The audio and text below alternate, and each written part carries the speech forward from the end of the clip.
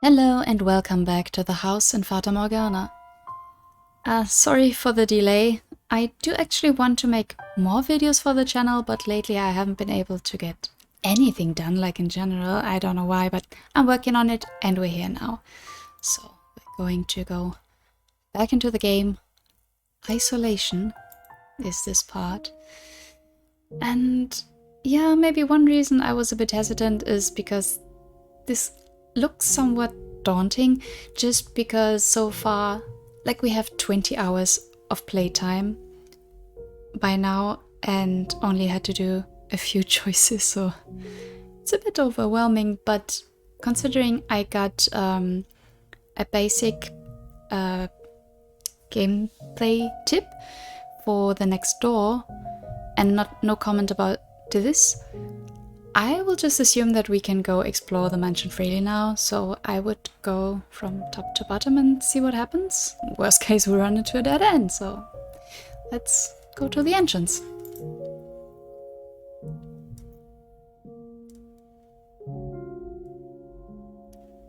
You made your way to the mansion's entrance. There was no one around, nor any source of light.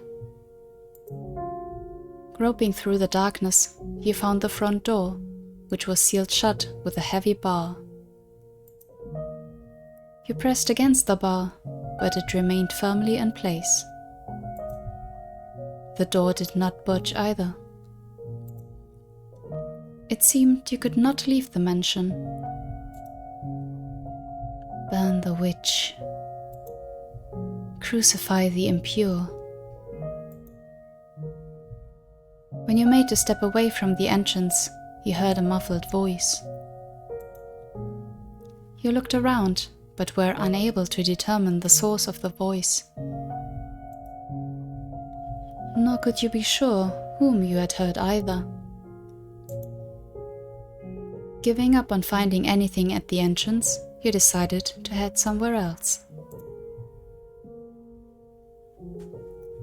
Okay, I mean, I didn't plan to just leave if it had given me the option.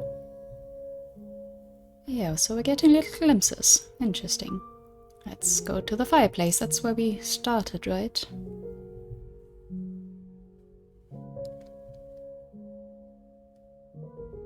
You made your way to the room with the fireplace. What remained of the fire crackled weakly, leaving the room in a veil of darkness. You remembered that you had awoken here. Out of sheer curiosity, you sat down in the rocking chair you had been asleep in.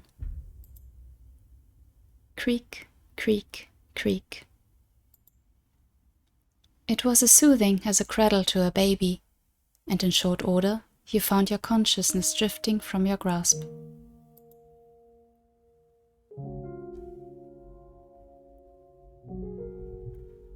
Reading a story by the fireplace like this almost makes it feel like we're in another world, doesn't it, Master?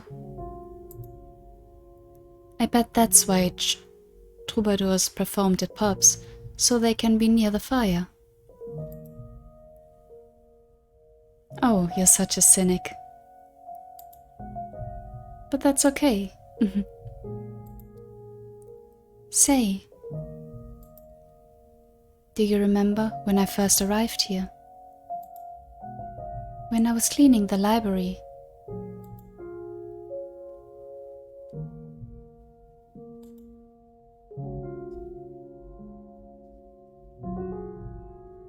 Your eyes slowly slid open.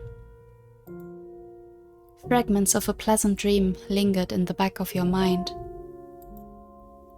The crackling of a fire, the taste of warm wine. However, there was nothing pleasant about the fireplace sitting before you. No warm, crackling flames. In fact, the brisk air of the room overpowered the remnants of embers left there. A chill ran down your spine. Afraid you might freeze stiff if you stayed there much longer, you resumed your exploration of the mansion.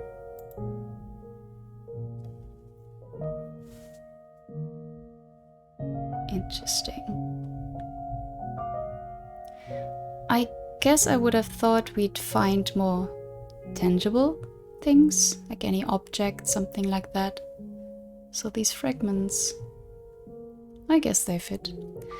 Let's go to the den next.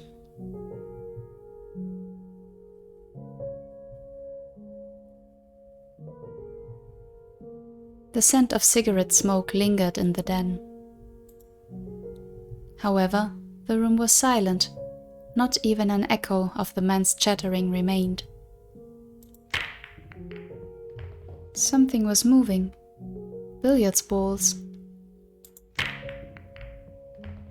There was no one present to strike the balls. They rolled spontaneously around the table. The paths they traced across the surface were rough and erratic, contrasting that of when the former master had held the cue. The spheres collided awkwardly with one another, not a single one coming close to the pockets. As an experiment, you pulled a ball off the table. In response, the paths of the balls became even clumsier. Having lost one of their targets, they began bouncing aimlessly off the cushioned walls of the table. As you stared intently at the table, a man's voice rang out from somewhere in the room.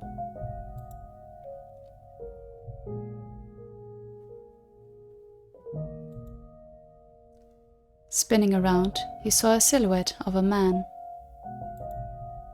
However, you could not make out what the man was saying.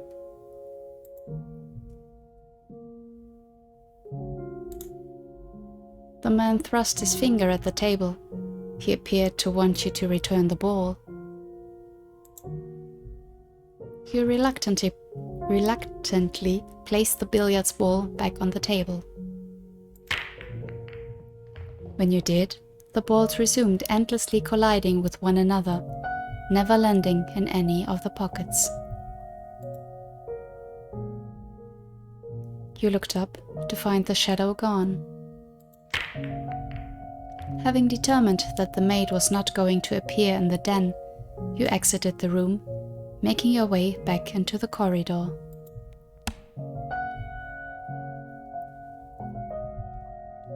Okay, curious. So, are we basically seeing ghosts here? I mean, you could, there could have been a guess about all the memories of the mansion. How do I explain it? That time works differently here. I've seen a couple movies or series, like mostly horror, that explore this thing where time works differently within a specific place. But this didn't seem like that. Like, it wasn't like we were seeing something that already happened. Or maybe that's about to happen. We don't even know which time we are really in. We're assuming that everything we've seen was the past, but was it? But that really did seem more like a ghost, right? Huh, interesting. I wanna try something, though I don't think it'll work. If we check the backlog, yeah, we're still not seeing anything that the man has said. Okay. I got a tip for later for the next door to check the backlog there if things get confusing. But not for this part, I suppose. Then let's go outside to the rose garden. See if maybe we can hear someone else outside there. Look, your head is covered in roses. Oh, you got petals on the book. This isn't mine. I can't afford to. Though you could hear the sound of children laughing, you could not see them. Regardless, their cheerful voices warmed your heart. You decided to linger there in the garden for some time. Along with the children's laughs, wafted a sweet fragrance. The wind blew, whisking flower petals up into the air. It was an enchanting sight. But after a while, the roses began to wilt. You could no longer hear the children's voices either.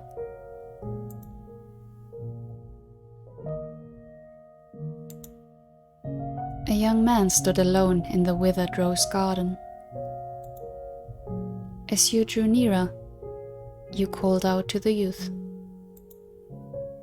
But the young man did not appear to notice you. He merely stood there, staring vacantly across the garden. The youth muttered something in a lifeless voice. "This isn't what I wanted. I just wanted a normal, peaceful life. I can't bear being alone. I can't take this. Someone, get me out of here. Oh God. Tell me that I'm not the bad one here."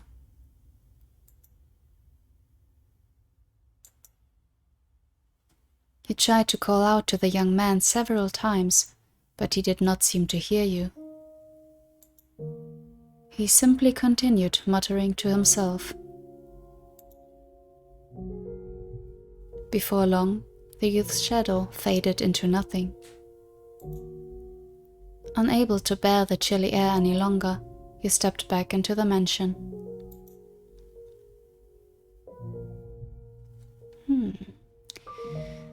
Then let's just push on, go downstairs to the cellar.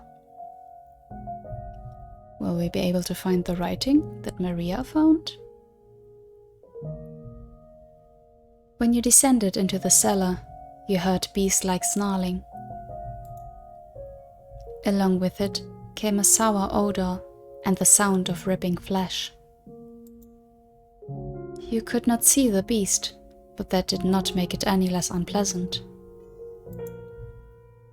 You made to retreat from the cellar. But before you could, a shadowy creature lunged at you. You reflexively squeezed your eyes shut.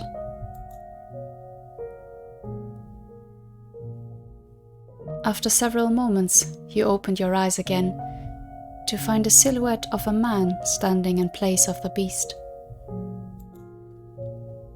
You and the shadow stared at one another for some time. You asked the shadow a question, and the shadow responded.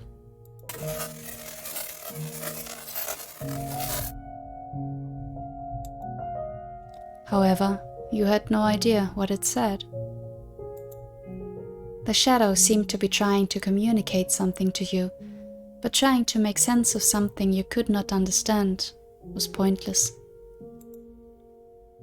Having no reason to remain in the cellar any longer, you made your way back upstairs.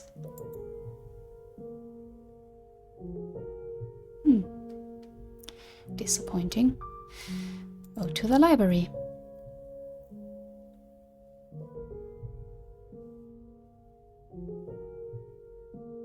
The smell of dusty books filled the air of the library.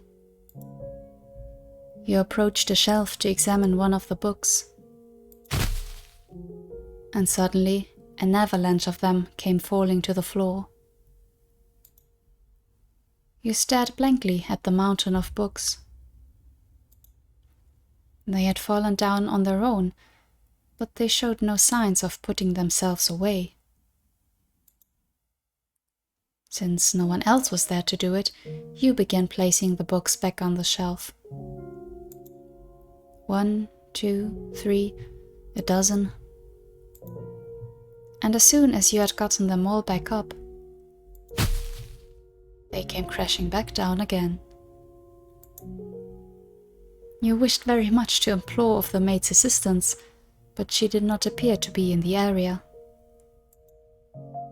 Pretending you had not seen anything, you made your way back into the hallway. Okay, no, that one was disappointing. What use is a library that... Oh well. I'm guessing we'll get to know more about that, because we haven't really spent time in there so far. Okay, now it might get really interesting. Go see the stained glass window. Because that's the one I assume we saw when we got that glimpse, when we touched the mirror.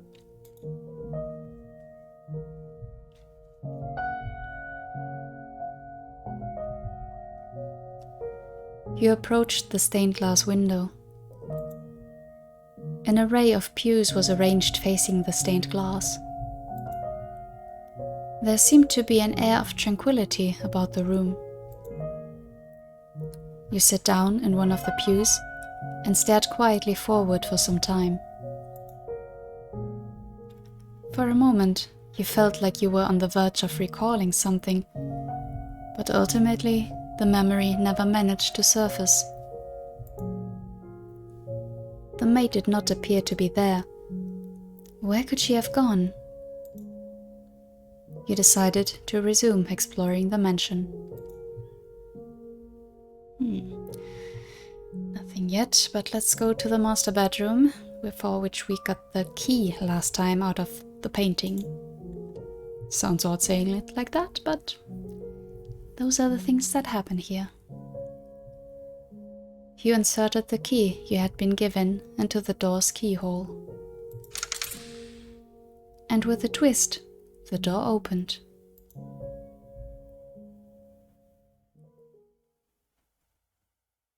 The master bedroom was shrouded in darkness, much like every other room in the mansion. It had evidently been left unused for some time. The air in the room was stale and forlorn.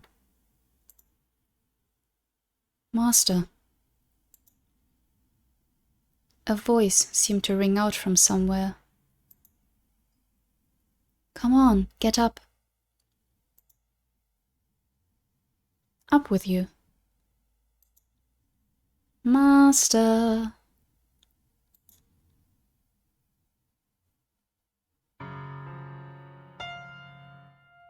See, what did I tell you? It's so much nicer in here with a little light. Without warning, your whole world took on bright, vivid colors. Light streamed through the window, illuminating a well-lit bedroom. A woman's silhouette stood before you. Wait a sec. Don't you hide under your bedspread. Get out of there. Oh, but master, you agreed that I could open the windows. Don't worry, I've put curtains up. If it gets too bright, you can draw them. Mornings take the best parts of being outside and squeeze them all into the same few hours. You don't have to go outside in the sunlight for it either. Just listen to all the wonderful sounds. The joyous songs of the birds, the swaying of the trees, the rustling of leaves. You tried to call out to the silhouette, but it did not respond. Reaching out for her, your hand simply passed through her body. It did not seem to be you that she was speaking to. Perhaps you were looking at a scene from some other period of time. Am I being as pushy as I feel right now?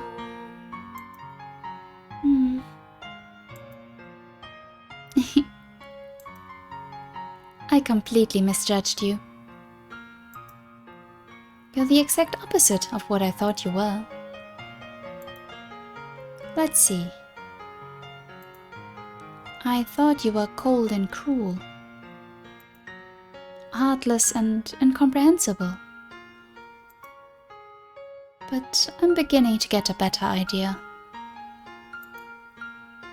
You try to put on airs, but you're really rather childish.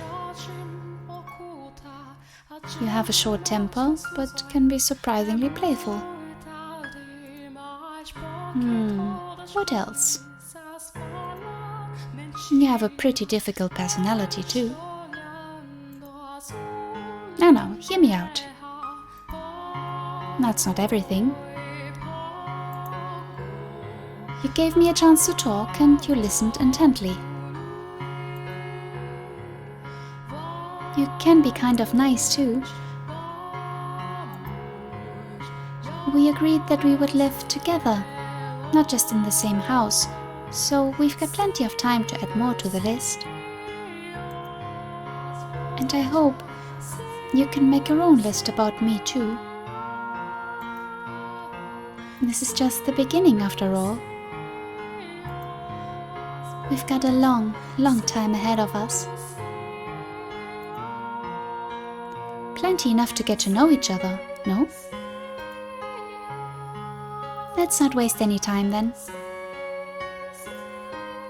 What do you say we do something today that we haven't been able to before?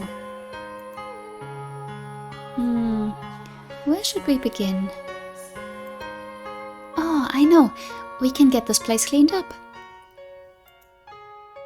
Now that there's some actual light in here, we can see all sorts of things we'd probably rather not. Like dust. All over the place.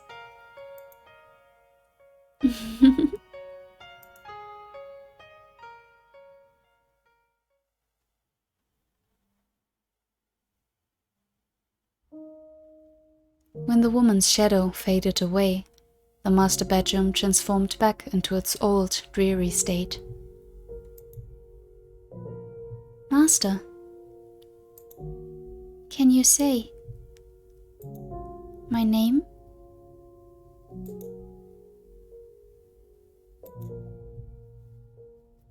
You were unsure how to describe the urge welling up within your breast. You could not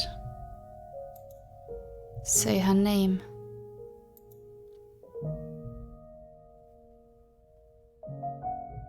You stood unmoving in the master bedroom for some time, but it did not appear anything else was going to happen. So you decided to head somewhere else.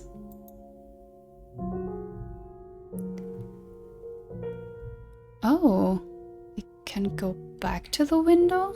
Interesting. I mean, I have a hunch about what her name might be. And I mean, it's no coincidence that the white-haired girl has always been called that so far, and not her actual name. There's some significance there, but we'll find out in due time, I'm sure. Okay, let's try going back to the window.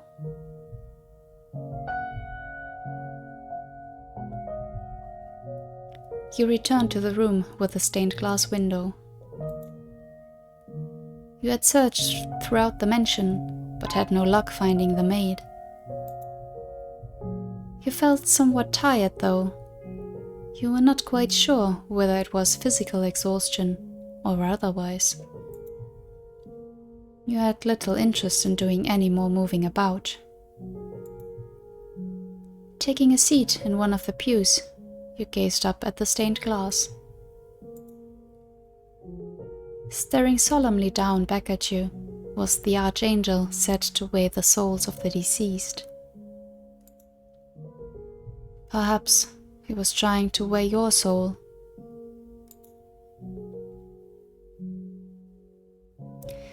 Yeah, because again, we aren't even sure if we're alive. Or was it confirmed already? Well, nothing left to do than calling for the maid, I guess. Master, Master. Oh, there you are, Master. You gave me quite the scare. After returning from the third door, you disappeared without a word. Oh my, it was I who disappeared? That is quite strange. I did not go anywhere, as far as I am aware. Nevertheless, I am glad to have found you. I would have been at a complete loss for what to do if I had been separated from you yet again. I did indeed say that when you first arrived. I have been waiting for your return for a very long time. For centuries, as a matter of fact.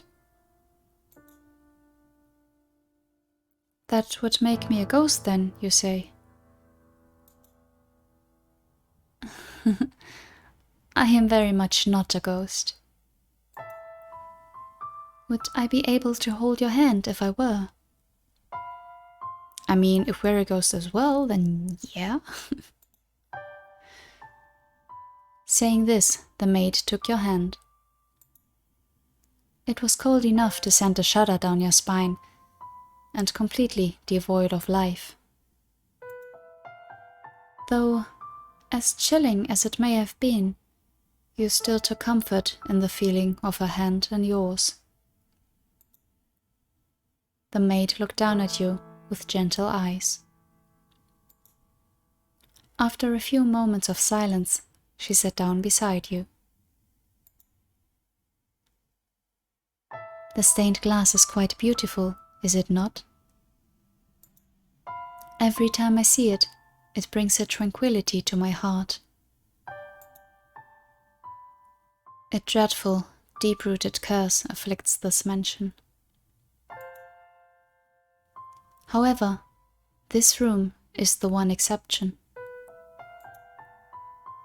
Can you feel the purity that hangs in the air, Master? Yes? What is it, Master? You are correct. The stained glass window had been shattered and was not present in the time period of the previous tale. I wonder.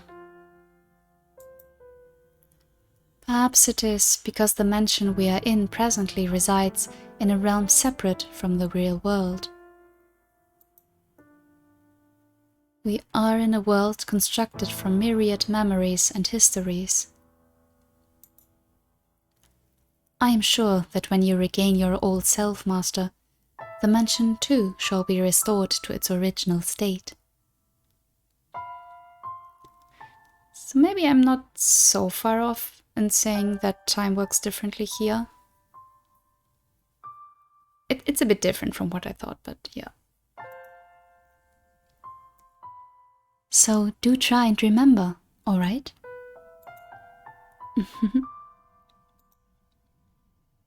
Oh yes. Where did you go in my absence, Master?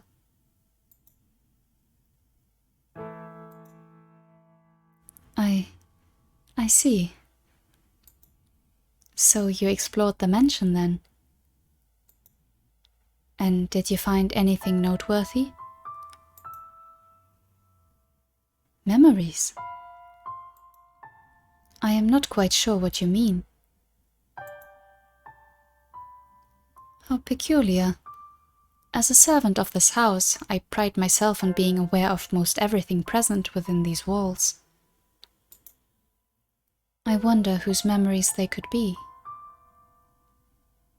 But you just said that this is made up of memories, so why would you be surprised that there are memories? Huh?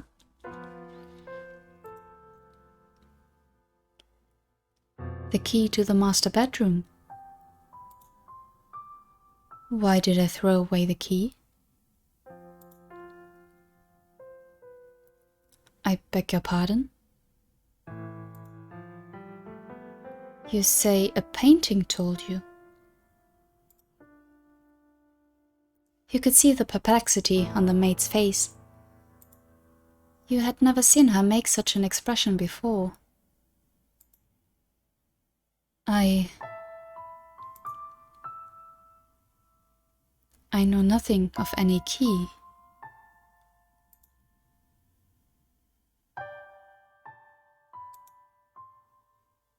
Oh, master, you should not tell jokes meant to cause others discomfort. But a talking painting, you say? You seem to have a rather vivid imagination. Maybe you can tell the next tale, master. I am only teasing.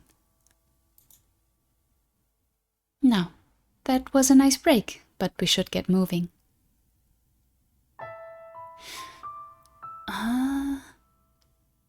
She seems to be hiding something, right?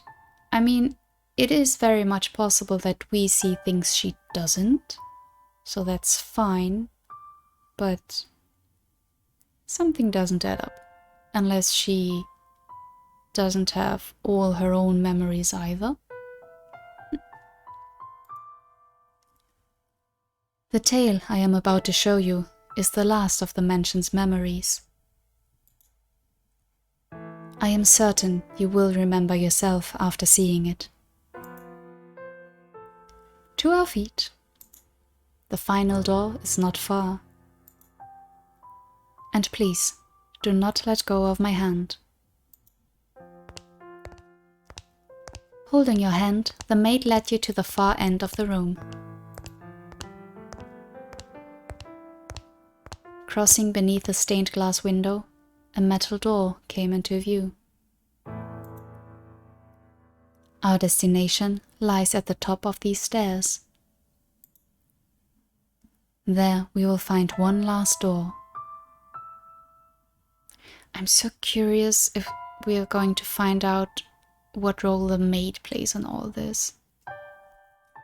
Because I have a bit of a hunch about the white-haired girl. But the maid is such a mystery. It's very well done. Yeah, but it's so hard to decide whether we can trust her. I mean, we have to at this point, but you know what I'm saying? Huh.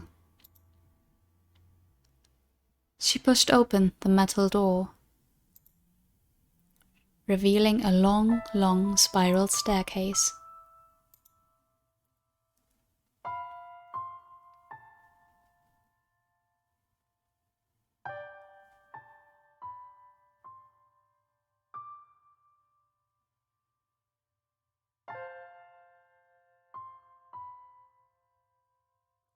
It will be a bit of a walk, so let us be on our way. And please, do watch your step. This is called an observation tower.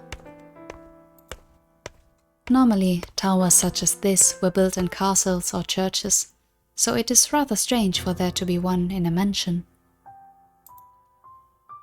The last door I wish to show you, master, resides at the top of this tower. Rectangular windows were carved out of the stone in several locations along the way up the spiral staircase. You attempted to peer out one of the windows, but all you could see was a thick layer of fog.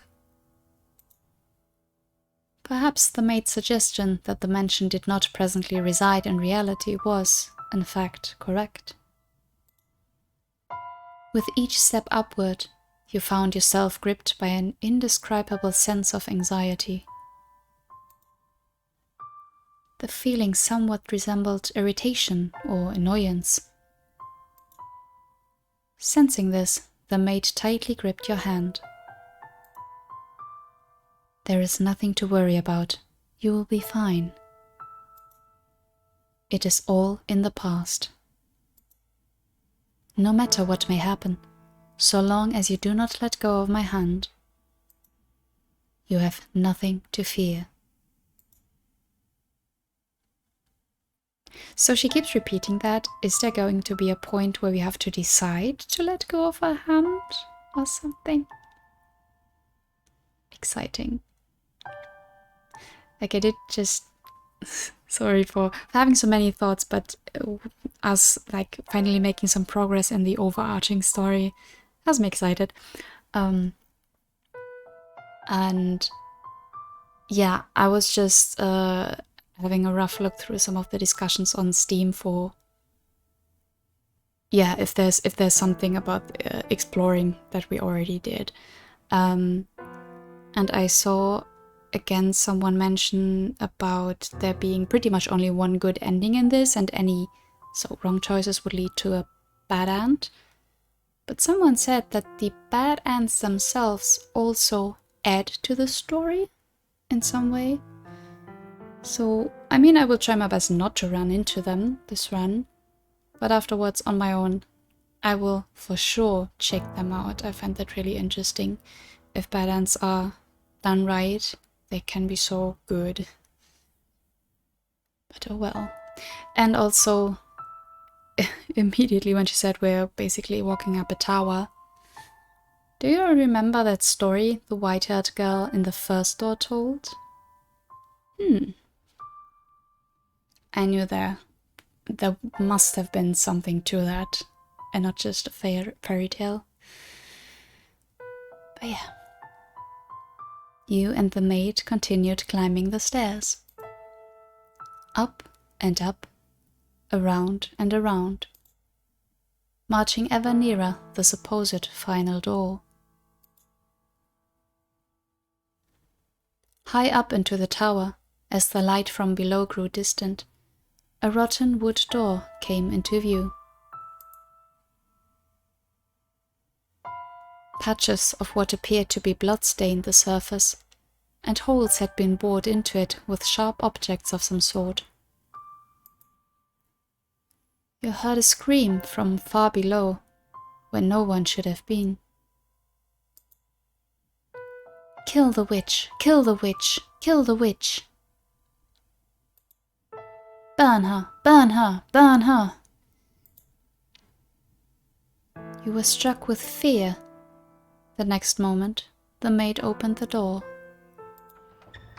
And then...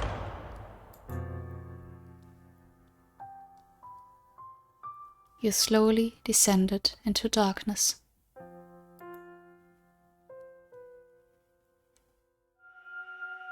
The fourth door.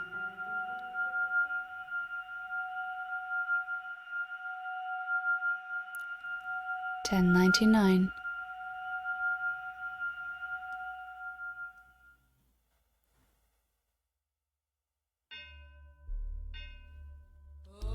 Set on a pot, set it on,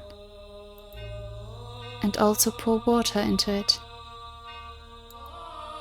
Gather the pieces thereof into it,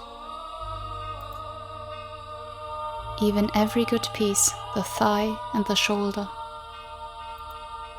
Fill it with the choice bones. Take the choice of the flock, and burn also the bones under it. And make it boil well, and let them seethe the bones of it therein. Thus saith the Lord. Woe to the bloody city, to the pot whose scum is therein, and whose scum is not gone out of it. Bring it out piece by piece. Let no lot fall upon it.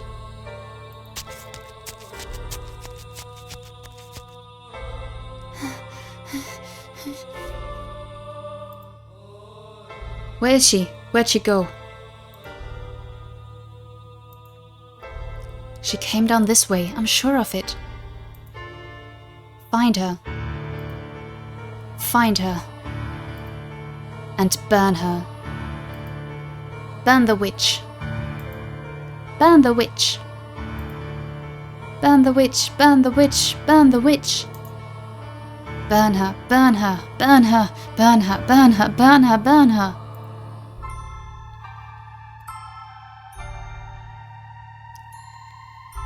Then will I leave thee upon the land, I will cast thee forth upon the open field, and will cause all the fowls of the heaven to remain upon thee. And I will fill the beasts of the whole earth with thee. And I will lay thy flesh upon the mountains, and fill the valleys with thy height. I will also water with thy blood the land, wherein thou swimmest, even to the mountains, and the rivers shall be full of thee. And when I shall put thee out, I will cover the heaven, and make the stars thereof dark.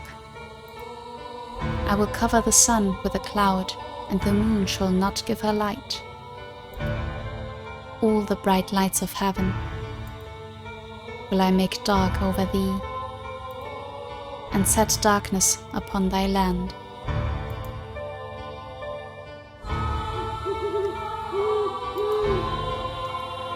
I seem to have lost them.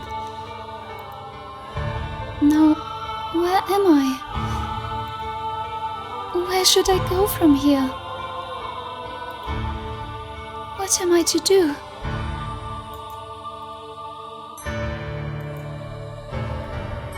Darkness spread as far as the eye can see. Not a ray of light shines down upon me. All that strokes my cheek are tendrils of darkness. Every passing day, every fading hour, my world is engulfed in ebony. There exists no kindness in this shadow, only solitude. I've lost track of how long I've been on the run,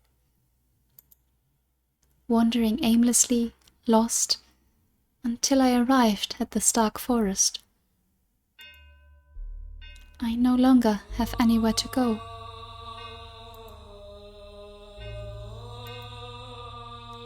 O Father, who art in heaven, I kneel to thee within my heart and ask of thee thy blessing. O Father, who art in heaven, I ask of thee to shine thy light upon me and show me the way. Please have mercy upon my soul. O Father, who art in heaven, I do love thee dearly. Hallowed be thy name. Please show me the way.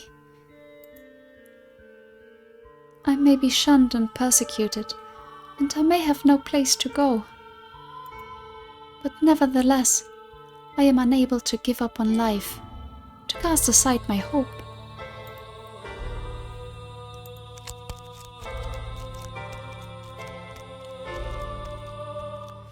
O Father, who art in heaven, please guide me unto salvation. O Father, who art in heaven, please guide me. I can no longer remember when my life became naught but running, when it became endless wandering in the dark. And now, when I've reached the point where I've long since forgotten my hunger and thirst, my voice has become hoarse, my vision gone blurry, and my consciousness begun sinking into a hazy morass. That mansion appears before me, wrapped in a morning fog that seems to foretell rain.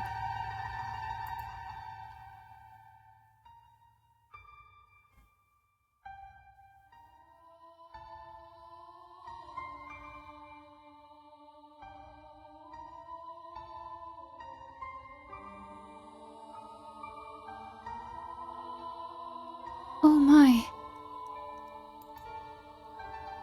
The mansion comes into view like the world fading in after a dream. It doesn't appear as though anyone lives here. All the windows are either boarded up or shuttered, as if it's long since been abandoned. A tower, which seems out of place in a personal residence, stands tall beside the mansion. The whole building seems as though it could disappear with the fog.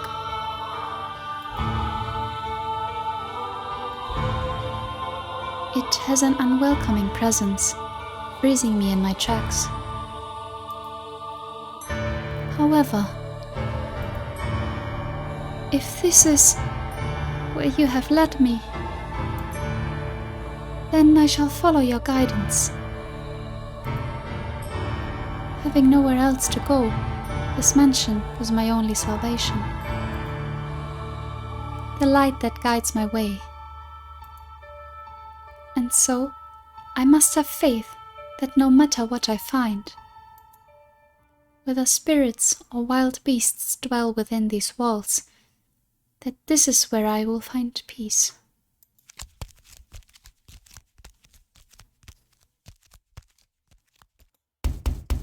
Is anyone there? I guess it is abandoned. That makes sense. It would be more unusual for someone to be living in a house so deep in the woods, so far from civilization, like it's been forgotten to time. I can't imagine anyone spending their days here.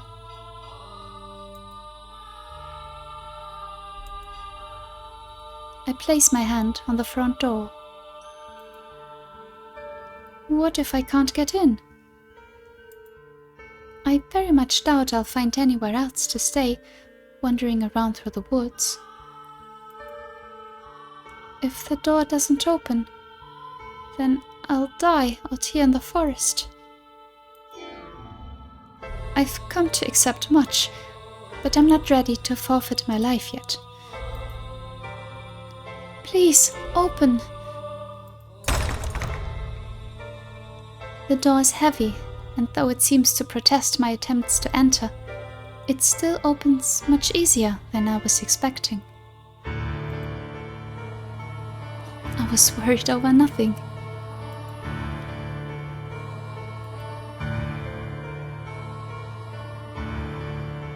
Looking in, I get the strangest impression light is being swallowed up into the mansion's depths.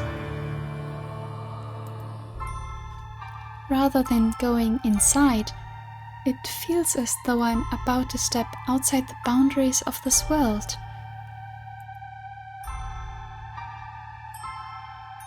When I close the door, it's so dark I can't even tell where I'm walking.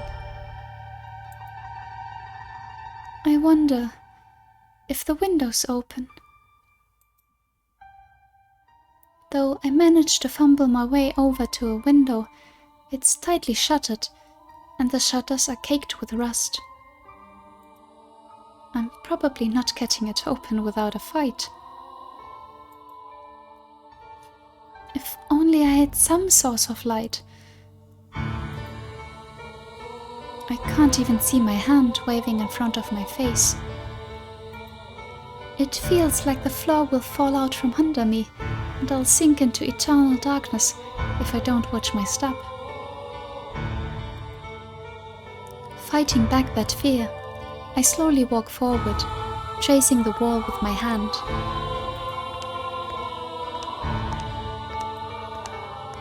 There's a door at the end of a long corridor. I pull it open, and a wisp of bone-chilling air brushes past me. It's too dark to see anything, but I can feel something different present in this area than the rest of the house. Uneasiness grips me. Is anybody here?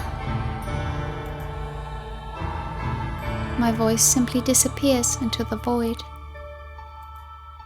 No response. As I'm pushing forward through the freezing air, for a split second, I spot a shimmer of light. Squinting my eyes, I'm able to make out a large window. Unlike the others, it's not shuttered, but covered by drapes. My chances are slim, I imagine. But if there's even a slight possibility of getting some light in here, it's worth a shot. So, I pull open the drapes.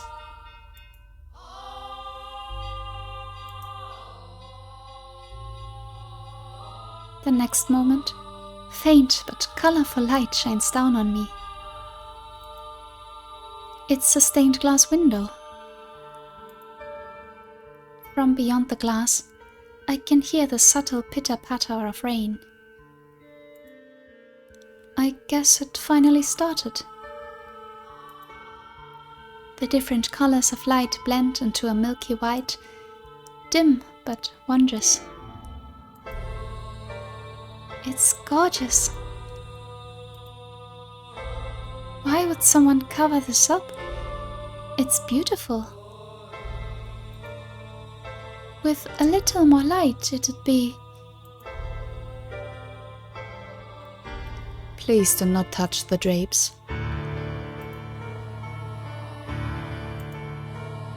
Or the windows. Suddenly, I hear a voice, and I can sense someone else in the room. The man's voice is emotionless, neither deep nor high. Before long, he comes into view, illuminated by dull orange candlelight.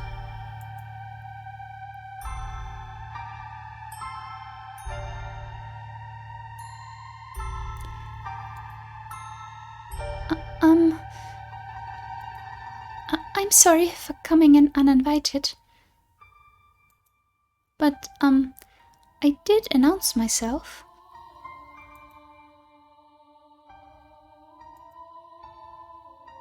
The man stands there, practically blending in with the darkness.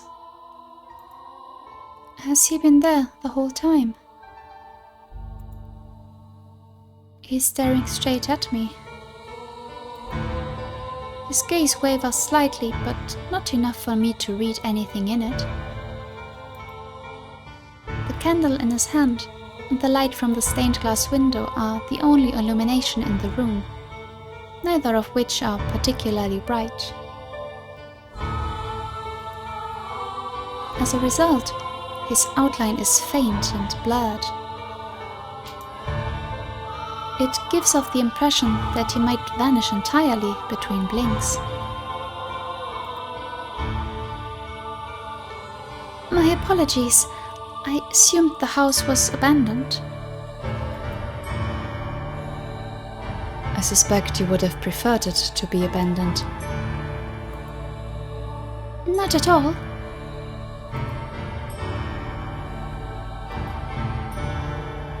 Is this, do you live in this mansion?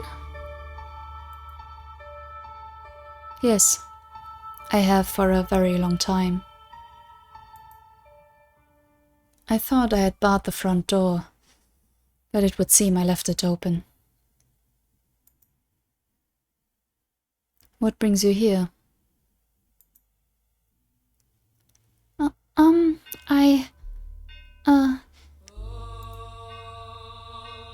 If you're lost, I am happy to give you directions. There is a village west of here. It should take you maybe half a day on foot. If you're in need of money, help yourself to some of the furniture.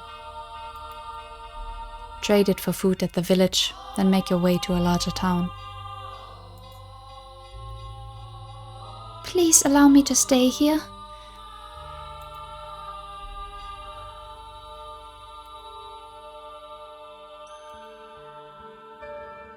Could you repeat that? I cannot go to the village. No, I cannot go anywhere. I am no longer able to freely return to any town.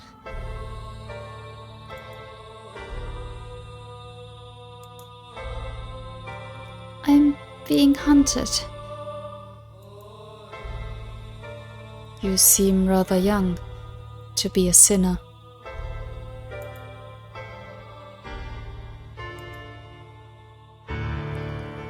So you have transgressed. I am neither a thief nor an adulterer. If I bear any sin, then it has been with me since birth.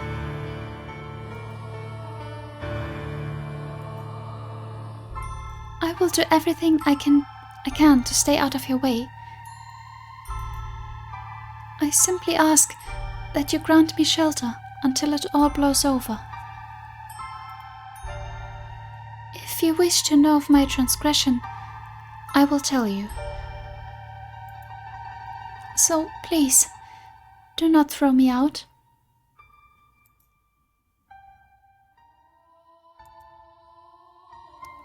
I see.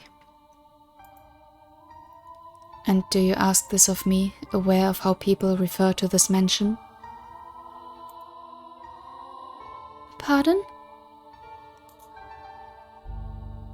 It is said that a witch once lived in this house.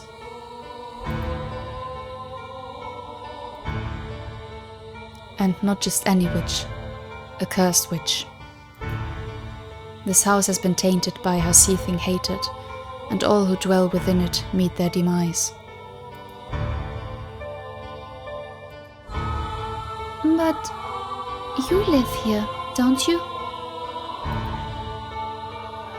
Like her, I too am cursed. Huh?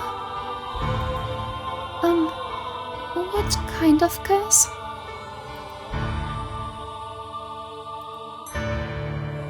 The one thing I can tell you is that your life is in danger if you get involved with me.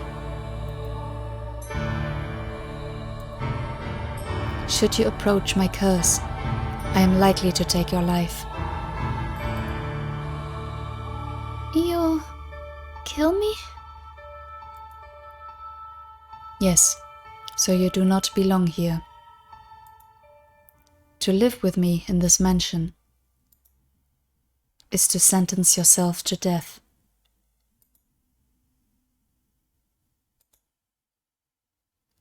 No matter what path I choose, I very much doubt I have a future.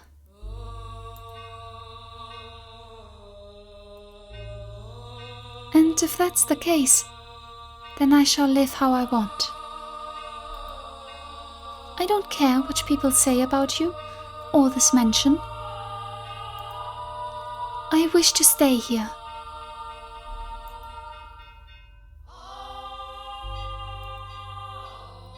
You might think I'm rather strange, but my heart tells me that I must stay here. That I was guided here. And hearing what you have to say only reinforces that. What are you scheming? I am not scheming anything. I am simply tired of running. So, if your curse is going to kill me, then perhaps that's for the best. At the very least, you won't be hunting me. You won't try to flay me, or tear off my arms, or rip the flesh from my bones. And that's enough for me. If you have committed no sin, then why do they hunt you so fervently?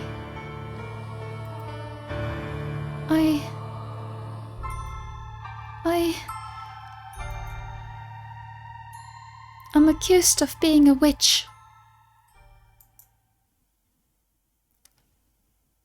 Well, then you have something in common, maybe? Odd.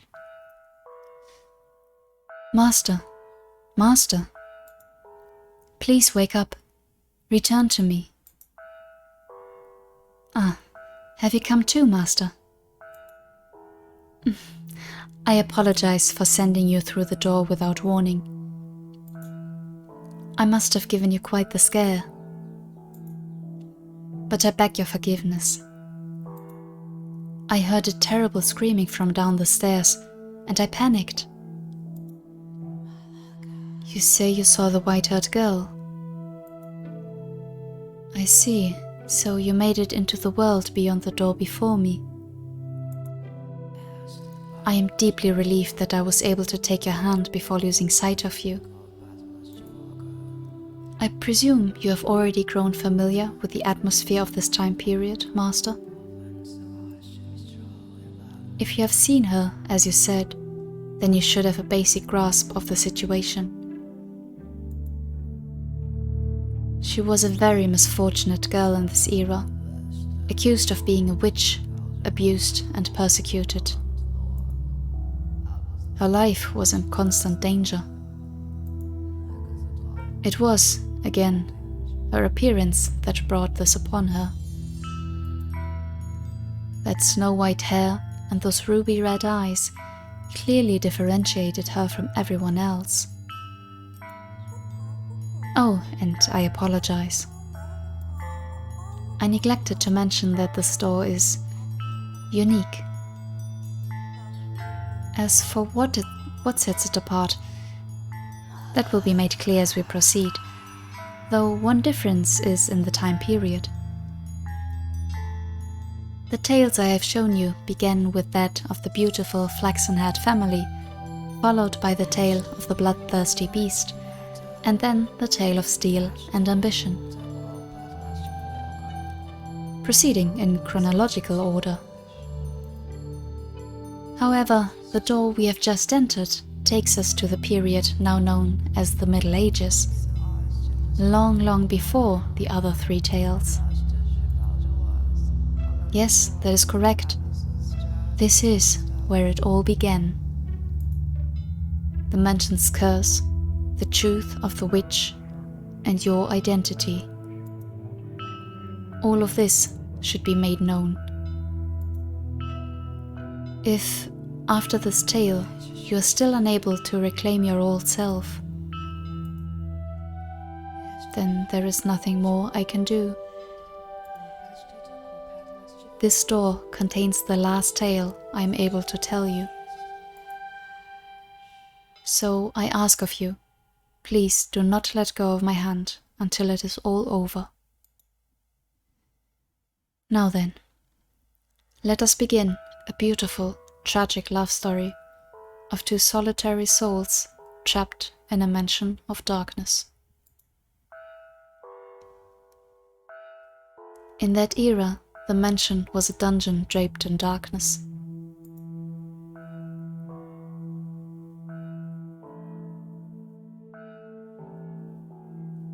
After a great deal of time on the run, the white-haired girl found herself at a remote mansion that stood in a dark, overgrown forest.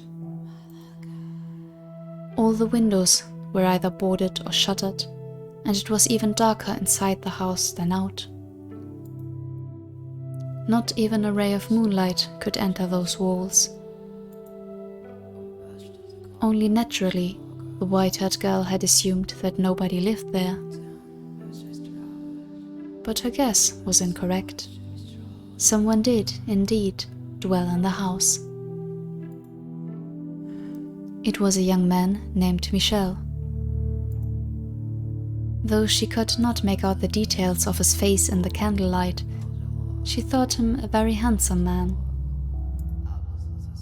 However, he proclaimed to her that a witch resided within the mansion, and that he too was cursed. Everyone who got close to him lost their lives. Do you think that what he told her was all nonsense? A lie devised to chase her out of the house? The truth of the matter shall come to light in time. Even if it's not true, I don't think it's a lie, but something that he believes himself, definitely. And I'm wondering already a few things. So, that conversation between Michel and the white-haired girl seemed very much like the conversation he had in that scene we saw in the mirror where he was talking to Giselle. Now, the wording wasn't completely the same, so I'm wondering, is it a different seen like a different person he was talking to? Or was the memory just different? Because people can remember things differently. Maybe the house is showing us things, or the maid is showing us things differently from how they really happened? Am I thinking too much into this? And also, it didn't surprise me that we were seeing things from the white-haired girl's perspective there for a moment, because we had the same happen in the second door, where we saw, I'm blanking on her name, Pauline, where we saw Pauline's side of the story without the maid being there with us. So we can definitely see more than she does. Unless she's, like, lying, but, interesting. Despite Michelle's assertions, the white-haired girl decided she would take up residence within the mansion. This era's white-haired girl was younger than the others. She was still in her early teens, young enough to be seen as still a child. She was neither as self-centered nor irresponsible as you might expect of someone her age. She was very delicate and reserved, and acted with a great deal of modesty and restraint. The accusations of her being a criminal and a sinner were grossly inappropriate. Nevertheless, she was still chased from her home, barely managing to flee to this mansion with her life. Now, the white-haired girl thought it would be rude to simply take up space in the mansion, so she chased down the master, Michel, and asked, Is there anything I can do to help? I will clean or cook or do anything. Just let me know.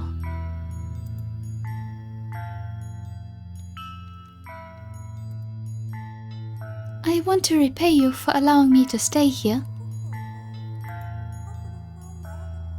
You need not feel indebted to me. The weight of that obligation will only turn into disdain. But I can't just stay here and do nothing. Do whatever you like. As long as...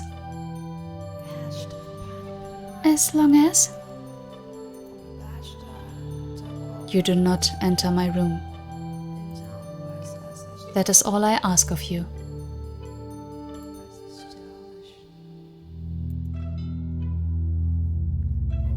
He said emotionlessly, turning away and walking off. Michel was not, I believe, spurning her. He was merely disinterested. He did not treat her disrespectfully, nor did he seem averse to her presence. Words simply did not seem to affect him at all. Not only was the mansion a prison for his body was also a prison ensnaring his heart. I should still do whatever I can. But she did not let that get her down. In fact, she might have even interpreted his disinterest as kindness. Though he was a bit standoffish, he did not attempt to cause her harm. He was nothing like the people who had accused her of being a witch and forced her to flee for her life. And she was deeply grateful for that. Some low standards there, but makes sense. Thus began their quiet life together. Michel, who avoided contact with others, and the white-haired girl, who had taken a great deal of abuse from others. Two people who knew hardly anything about one another, who were too distant to really be said to be living together. Michel spent most of his days in his chambers, so they only ever saw each other occasionally, and they hardly ever spoke. Though they stayed in the same house, they both still lived solitary lives. Nonetheless, the white-haired girl wanted to get to know Michel better. She wanted to know why he called himself cursed. Why he lived alone in this dark mansion. How many days, how many years he had spent here in solitude. And while she waited for the opportunity, she also started doing things around the house.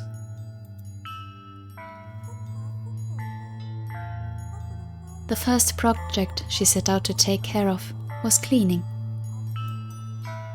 As the windows were all firmly shut, her only source of light was candles. For whatever reason, there was a great deal of candles stored in the cellar. She wondered where on earth he had acquired so many, but she never found the opportunity to ask him. It was difficult to even see all the dust and cobwebs with only candlelight, and considering the poor airflow through the house, she was afraid her efforts were going to be in vain. Still, she persisted, sweeping and wiping things down, one room at a time. Eventually, she made her way to the library. The dust that had settled there was much heavier than in any other room. With each breath, she had to fight back coughs. It was not a room one would normally be comfortable spending much time in, but the sight of so many bulkier volumes lining the shelves sent her heart aflutter with delight. They're books. Incredible. Real books. Right, 10.99. Most people, unless you were rich, wouldn't even have books. Like, not to say a huge library, but, you know, many people couldn't even read. Huh.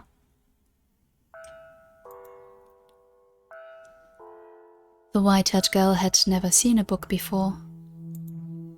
She had heard people describe them, but that was the first time she had ever seen one for herself.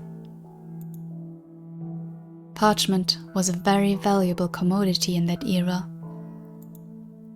It was something monks or scholarly priests made use of, and not a material one could easily acquire without some degree of social rank. Books were not printed with machines, but copied by hand. A single volume took an incredible amount of work to create. Even the process of binding was an art. Standing before the shelf, she stared intently at the spines.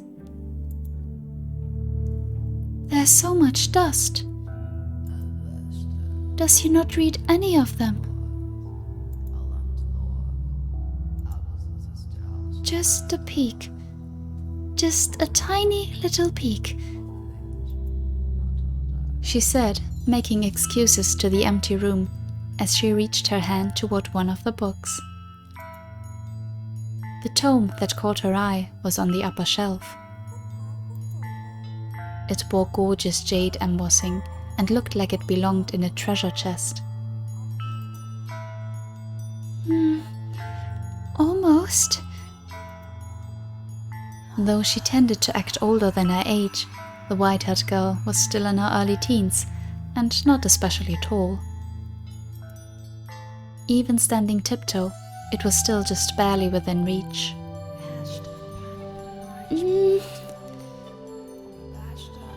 At long last, her slender fingers made contact with the spine, and she began to pull the book toward her. The library had sat abandoned for some time, causing the covers to stick together. So when she attempted to pull one out, several others tilted with it. And then almost all the books on the shelf came avalanching down onto her. Yeah, we know that was going to happen. Ow! The white-haired girl groaned, buried under a mountain of parchment. She hoped she had not damaged any of her host's valuable collection, for the mess was enough of a setback already in her attempt to express her gratitude. Looking around, she saw one volume that was almost torn in half. She did not know whether it was in that condition before, or if it had happened in the fall. But nonetheless, she felt horribly guilty. Sitting there, unable to get back to her feet, tears began welling in her eyes. Then, suddenly, a shadow fell over the dejected girl. It took a book in its hand and returned it to the shelf. For a brief moment, the shadow's hand reached hesitantly toward the white-haired girl, then changed course toward another book.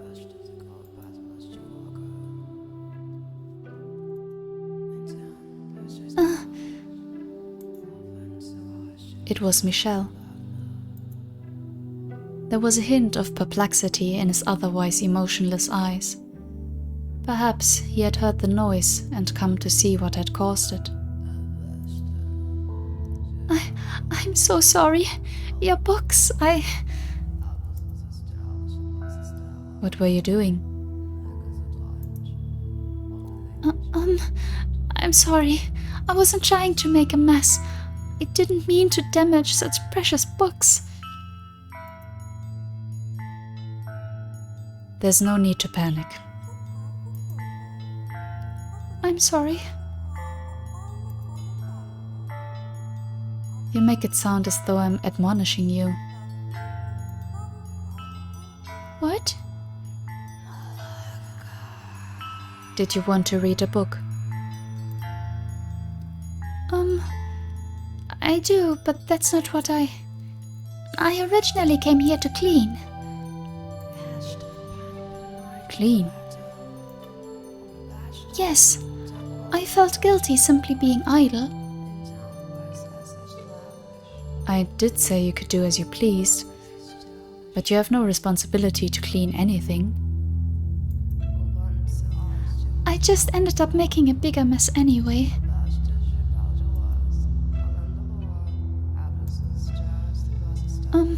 I'm sorry.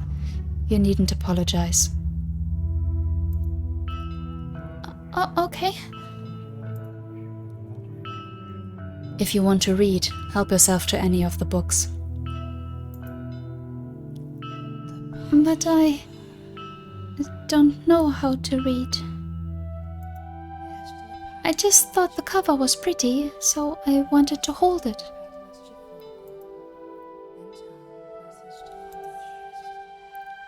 You're free to use them however you wish. If looking at them is enough for you, by all means. These are all your books, aren't they? They are. That's incredible. You have so many. It must have taken you a long time to acquire them all. One per month. What? My family sends me one every month. Every month? The white-haired girl turned her gaze back toward the shelves, squinting her eyes and beginning to count. When she finished, she was in awe. There were in excess of 100 books on the shelves, which meant he had lived there in solitude for many years. She was at a loss for words. Their dull tomes, dreadfully inoffensive and not even interesting enough to waste a few hours with. Decoration is all they're good for. See. If you can put them to some use, then perhaps my having them won't be entirely meaningless anymore. I am going to return to my room. Don't feel obligated to clean up. Just a minute. Was there something else? Could you tell me your name?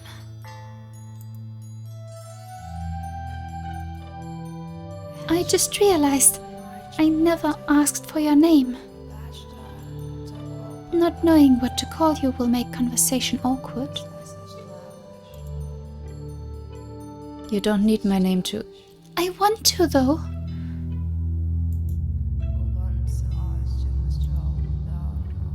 Michelle. Michelle. Like the Archangel.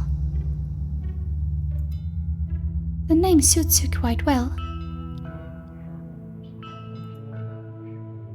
It suits me. It does. Although it's difficult to see you in the dark, you seem to be a very handsome man, befitting of your name. I beg to differ.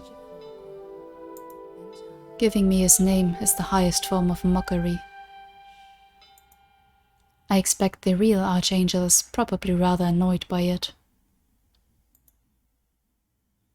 I don't know. I think it's a wonderful name.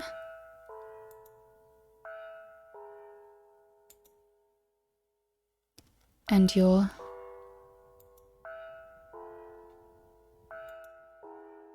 No, never mind. Oh, my name.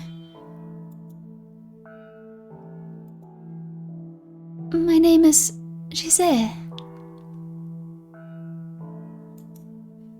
Please, call me Giselle.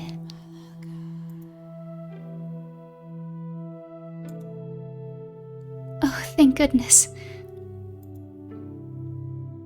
For what? That I was able to get your name and talk to you for a little bit.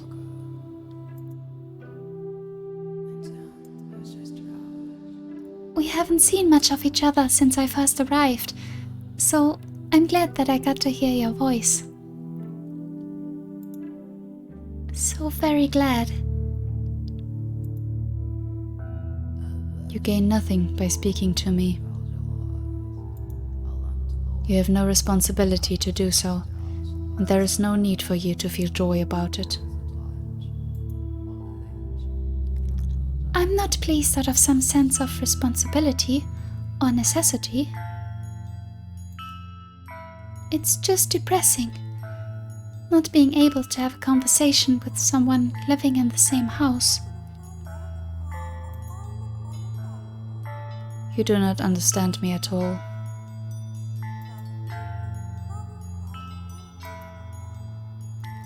As I said on that first day, my curse will one day kill you. But I'm still alive, aren't I?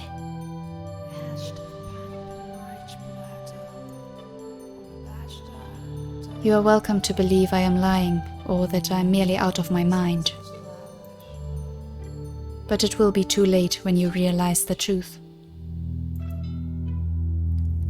I'll be fine, I'm sure. And even if I do die because of your curse, I promise I won't hold a grudge.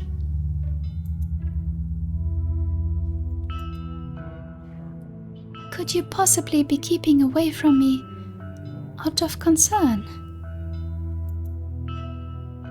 No, I simply have no interest in interacting with anyone. I would like to interact with you. If you don't mind, that is.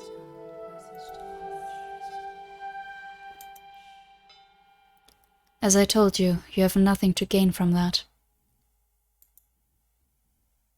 I have nothing, not even words to give you. My body is but a shell, even if I were not cursed. My presence would do naught but cause you discomfort. I don't think that's true. I don't believe that there's anyone in this world with absolutely nothing. There's plenty inside you. You simply haven't noticed it yet.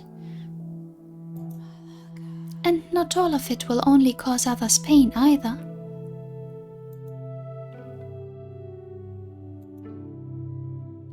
If you truly believe those words, then you are a foolhardy girl. How can you trust someone you only just met? For that matter, how do you not resent everyone? Resent them. I can take a guess as to why people call you a witch and why you had to flee all the way to this mansion.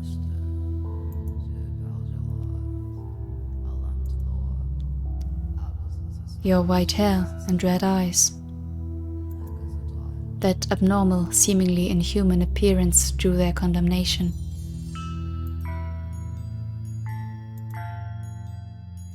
And I can think of any number of reasons they might have started treating you less than human. Perhaps people around you experienced misfortune. Or perhaps there was a natural disaster, a famine, a plague. Some kind of external phenomenon. And you were their scapegoat.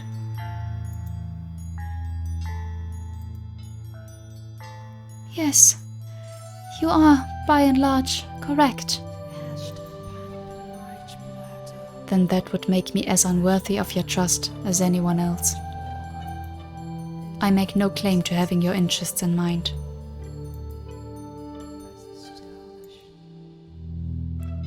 Goodbye. If you don't mind, could you teach me how to read sometime? Did you listen to anything I said? I listened, yes. I have no intention of idolizing you. I don't expect you to do anything for me, and I don't wish to burden you in any way. I simply wish to be allowed to be at your side. It does not matter to me what kind of person you may be.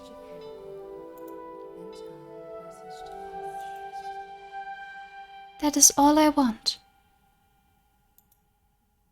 I apologize for keeping you. Please consider it, if it's not too much trouble.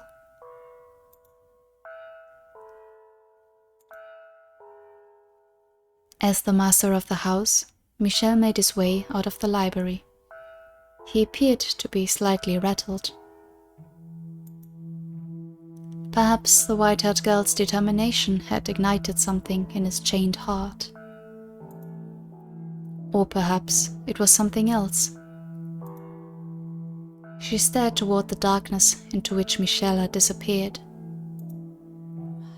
Then she carefully wrapped her arms around the jade-embossed tome, a soft smile spreading across her lips. He's a decent man. I'm sure of it. We're alike, he and I. And thus began to blossom within her a faint sense of fellowship, as someone who also knew solitude.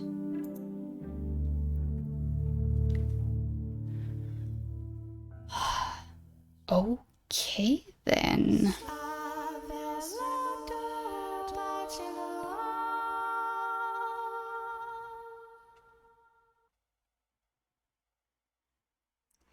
Yeah, this should be a good place to take a break. Yeah. Okay, I'm going to do a save. Cursed man. Okay, so we did find out her name here. It is Giselle. I mean, that was the only hint we had gotten so far, so... it was either that or something we hadn't heard yet at all. I'm a bit surprised that we already got to know it. Thought it might, I don't know, could have taken us longer. Not in the sense that, like, it makes sense for them to introduce themselves early on, but I thought that we, as the player, or we as the person regaining, like, trying to regain their memory, still wouldn't know it, like they did before with the access. Interesting. What I also find interesting is that Michel was talking about his family. You would assume if someone was living in a mansion by themselves, like totally shut out from everyone, I would have assumed that he didn't have a family, or in the very least that they were not in contact. But if they're sending him books, that must mean something? Huh. Odd. Very odd. I'm also wondering about the practical side of, like, if he's not leaving there, does he get food delivered, or how does that work? That's strange as well. But yeah, maybe, just maybe, I am onto something with that memory working different for different people thing? Possibly? Oh well. Some questions answered, a lot more left. Yeah. As always, thank you so much for watching, and leave me any comments you might have down below. And yeah, that's it from me. Until next time. Bye bye.